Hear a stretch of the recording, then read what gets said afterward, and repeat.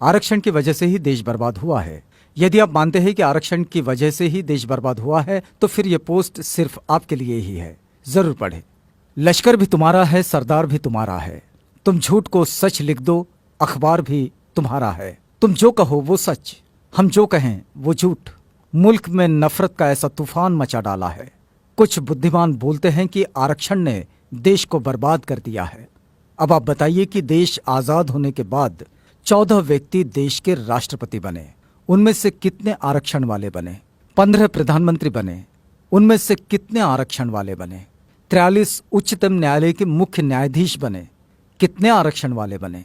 19 मुख्य चुनाव आयुक्त बने, उनमें से कितने आरक्षण वाले बने? देश के जो बड़े घोटाले हुए उनमें कितने दलित घोटालेबाज है? बताएं जरा। आप बताइए, भारत देश में कितने दलित लोग ऐसे बड़े कारपोरेट घरानों के व्यवसायी है जो देश की अर्थव्यवस्था को प्रभावित कर सकते हैं? अब आप बताइए, देश को बर्बाद कौन कर रहा है? अगर संभावित ब्लैक मनी वालों की लिस्ट देखे तो कोई आरक्षण वाला नजर नहीं आता। तो फिर देश को बर्बाद कौन कर रहा है? जितने लोग बैंकों का रुपया हजम करके बैठे हैं या भाग गए, उनमें कितने आरक्षण वाले हैं? शायद कोई नहीं। तो फिर देश को बर्बाद कौन कर रहा है? बड़े बड़े ठेकेदार जो सरकारी ठेके लेते हैं, रोड बनाते हैं, सरकारी बिल्डिंग्स बनाते हैं, उनमें कितने आरक्षण वाले हैं? तो जवाब मिलेगा 1 या 2%। तो फिर इस देश को बर्बाद आरक्षण कर रहा है या फिर मेरिट वाले? जब ब्लैक मनी लिस्ट में एक भी नाम रिजर्व कैटेगरी के लोगों का नहीं है, सारे नाम जनरल के हैं, फिर भी कुछ बेवकूफ कहते हैं कि देश को रिजर्वेशन वाले बर्बाद कर रहे हैं। सच में इससे बड़ा जोक कोई और हो ही नहीं सकता।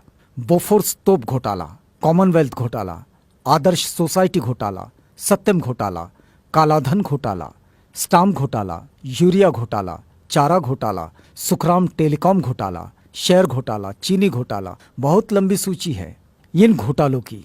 ये सभी घोटाले क्या आरक्षण प्राप्त लोगों ने किए हैं? बताएंगे इसमें किसी दलित का नाम? कब तक बेवकूफ बनाते रहोगे? और हाँ, फिर भी हम लोग अपने हुनर और काबिलियत से थोड़ा सा आरक्षण का सहारा पाकर क्या कामयाब होने लगे? आपके पेट में मरोड़े उठने लगे?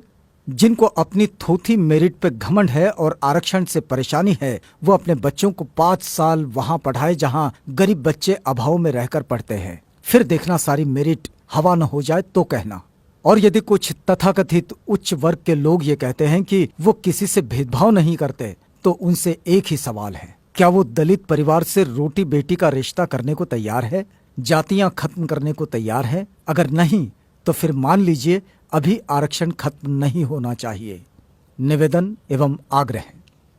समस्त SC/ST समाज, आपको सिर्फ 10 लोगों को ये मैसेज फॉरवर्ड करना है और वो 10 लोग भी दूसरे 10 लोगों को मैसेज फॉरवर्ड करें इस प्रकार: 1 = 10 persons।